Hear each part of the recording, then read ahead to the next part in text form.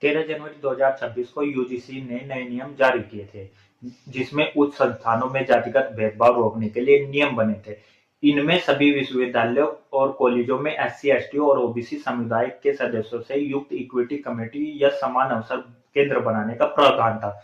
हालांकि रेगुलेशन 3 सी में जातिगत भेदभाव की परिभाषा केवल इन वर्गों तक सीमित नहीं रखी गई थी, जिसमें सामान्य वर्ग के छात्रों के शिकायत निवारण का अधिकार समाप्त हो जाता है। इस परिप्रेक्ष्य में कई छात्र संगठन और समाज के कई वर्गों ने नए नियम और विभाजनकारी और स्पष्ट बताते हुए उनका विरोध शुरू किया था। दोस्तों, 29 जनवरी 2026 को सर्वोच्च न्यायालय ने इन याचिकाओं पर सुनवाई हुई। मुख्य न्यायाधीश सूर्यकांत और न्यायमूर्ति जयमल्ला बागची की पीठ ने केंद्र और यूजीसी को नोटिस जारी करते हुए कहा कि संशय स्पष्ट होने तक नए नियम लागू नहीं होंगे। कोर्ट ने 2026 के नए नियमों को अस्थायी रूप से निलंबित रखने का आदेश दिया और अधिनियम की धारा 142 के तहत पुराने 2012 के नियमों को फिलहाल लागू रखने का निर्देश दिया है। इस प्रकार उच्चतर शिक्षा संस्थानों में भेदभाव निवारण के लिए पहले के प्रावधान अब अगले आदेश तक मान्य नहीं रहेंगे।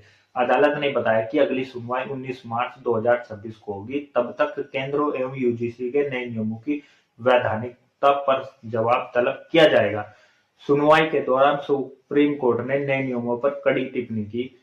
अदालत ने पाया कि नए नियमों की भाषा बहुत अस्पष्ट और इनका दुरुपयोग हो सकता है। जस्टिस बागची ने कहा कि जब पहले से समावेशी 2012 के नियम हैं, तो नए नियमों में पक्ष विपक्ष जोड़ने की जरूरत नहीं दिखती। सीजेआई सूर्यकांत ने चिंता जताई कि आजाद भारत के 75 वर्ष बाद हम जाति-विहीन समाज की ओर बढ़ रहे हैं या उल्टी दिशा में जा रहे हैं। उन्होंने कहा, हम ऐसा समाज नहीं चाहते जहां सफेद और रंगभेद के स्कूल हो, अर्थात उच्च शिक्षा संस्थानों में भारत की एकता परिलक्षित होनी चाहिए। बेंच ने चेतावनी दी कि नए नियम लागू होने पर सामाजिक विभाजन बढ़ेगा और बहुत खतरनाक प्रभाव पड़ सकता है। उदाहरण के लिए अदालत ने रैगिंग जैसे बिंदु उठाते हुए प्रश्न किया कि अगर आरक्षित वर्ग का छात्र सामान्य वर्ग के छात्र को परेशान करे, तो इसमें शिकायत का अधिकार किसे होगा। कोर्ट ने सुझाव दिया कि नियमों की भाषा स्पष्ट करने के लिए विशेषज्ञ समिति बनाई जाए, जिसमें वरिष्ठ न्यायविद और सामाजिक विशेषज्ञ शामिल हो। इन टिप्पणियों में स्पष्ट हुआ कि अदालत ने नए नियमों की संवैधानिक और प्रभाव पर शंका जताई और तत्कालीन रूप से उनका पालन रोका है। इस आदेश से देश भर के विश्वविद्यालयों और कॉलेजों में जातिगत भेदभाव संबंधित शिकायतों के लिए 2012 के यूजीसी नियम लागू रहेंगे, यानी अभी के लिए इक्विटी कमेटी आदि पुराने ढंग से चलेगी। केंद्र और यूजीसी को 19 मार्च 2026 तक अपने जवाब दाखिल करने को कहा गया।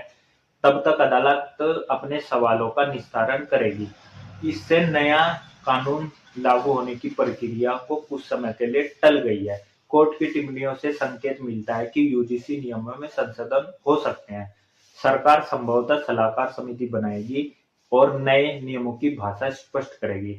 दोस्तों, आमतौर पर निर्णय से समानता संवर्धन के उद्देश्य पर पूर्ण विचार होने की संभावना बढ़ गई है। अगली सुनवाई में इन प्रश्नों का गहराई से परीक्षण होगा, तब फैसला होगा कि इन नियमों में क्या संशोधन होंगे और भविष्य में समानता कैसे सुनिश्चित होगी। दोस्तों, इस पूरे मुद्दे की जानकारी के लिए आप हमारे साथ जुड़े रहिए और चैनल को सब्सक्राइब कीजिए। धन्यवाद।